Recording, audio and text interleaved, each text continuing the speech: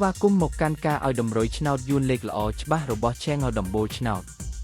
ថ្ងៃនេះ Admin មានលេខល្អៗសម្រាប់ចែកជូនដល់ពុកម៉ែបងប្អូនយកទៅផ្សងសំណាងសម្រាប់ឆ្នោតយួនថ្ងៃទី27 ខែឧសភាឆ្នាំ2026មុននឹងឈានដល់ការឲ្យតម្រុយឆ្នោត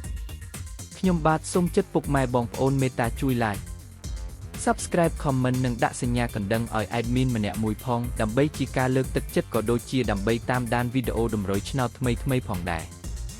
ឥឡូវកុំឲ្យខាតពេលយូរតោះយើងទៅតាមដានតម្រុយឆ្នោតយួនទាំងអស់គ្នាចំពោះឆ្នោតពីរលេខគឺមានលេខ03 16 49និង36សម្រាប់ ABCD សម្រាប់លេខអូសខ្ទង់គឺមាន10អូសនិង40អូសសម្រាប់លេខអូស